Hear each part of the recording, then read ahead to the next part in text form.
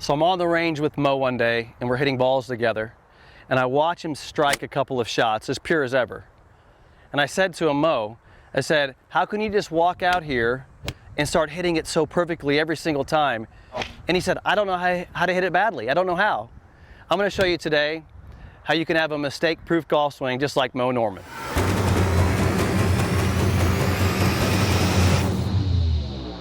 Hey folks, as a quick reminder before I talk about Mo's swing here, if you're enjoying this content, you're enjoying learning about Mo and the single plane swing, make sure you subscribe to the channel here and tell your friends, because I'm going to be providing quite a bit of content about Mo over the next couple of years, so stay tuned. Now let's talk about something that I think is probably the genius of Mo Norman that I don't talk about very much, but I honestly believe when he said to me, I don't know how to swing the club badly. When those words came out of his mouth, the first thing that went through my mind was, how is he producing that motion in his body to where he knows that every time he steps up to a golf shot, he's going to make a great golf swing? And I think it's in his mechanics. I want you to see this. So one of the things he did, the problem with golf swings is that people either rotate too much, they bend too much, they spin out, they go up, they go down. These variables cause problems in the swing.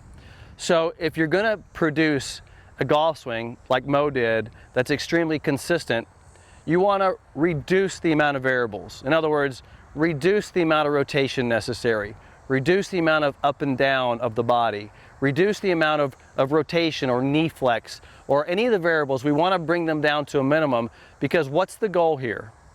And I'm going to give you a word that's the most searched word on the internet when it comes to golf instruction, and it's consistency. Look, we want speed. I get it. We want to hit it far, but you want to be more consistent, because if you're not consistent, the game is very, very hard. So let's talk about how is Mo so darn consistent, and why did he say to me, I don't know how to swing it badly? Check out what he did with his lower body. If I do this, and you guys try this at home, if you stand, take a wide stance and do a couple of things for me. Rotate your lead foot. And when you rotate your lead foot, I want you to flex your knee just slightly. Not a lot, don't get crazy, just go a little bit like that, okay? Just flex your knee. Now, I want you to keep your foot, your heel on the ground, go into a little bit of a tilt. I want you to rotate your pelvis as much as you can, but don't let your knee move, right? Keep your knee stable. So, go as much as you can. And here's what you learn very quickly. You can only go so far. I can only go to there. That's the most my pelvis will go, as long as that knee is flexed and this foot's on the ground. Now, I can screw that up. I can straighten the leg. I can lift the foot. I can lean forward. I can screw it up, but that's not what Mo did. He basically had his lead foot turned out. He flexed his knee and he rotated while that foot's on the ground. And by the way, that was his position from here all the way to here. Think about that for a minute. What did he just do? By hitting that position with his body, and by the way, this was another conversation I had with Mo. I said, Mo, what's the most important thing you could do in your swing? He goes, hit your positions. The positions of Mo's body with a lead knee flexed and a trail foot on the ground produced what I call a mistake-proof position. It's hard to screw that up. So watch me go through this motion. I'm going to make a very easy swing here.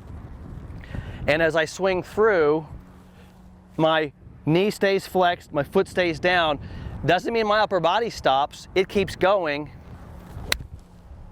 And the limitation is created here so that this can produce the same motion here. Does that make sense? I've created a consistent motion here, which produces a consistent motion here. Because I can tell you right now, if you mess this up, you will mess this up. Let's watch that again.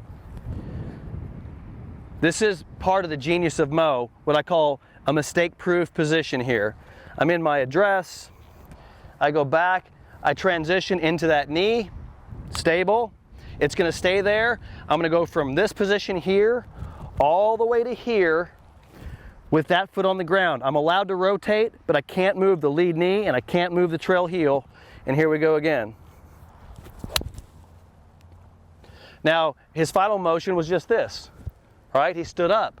But if you watch his motion through the golf ball, you're going to see this this magical lower body position, this mistake-proof position, and then the delivery of the golf club through there, it allowed his upper body to consistently get to impact and strike. That's the magic of Mo Norman. Mistake-proof lower body motion. If you can figure that out like Mo, you can become a great ball striker just like him.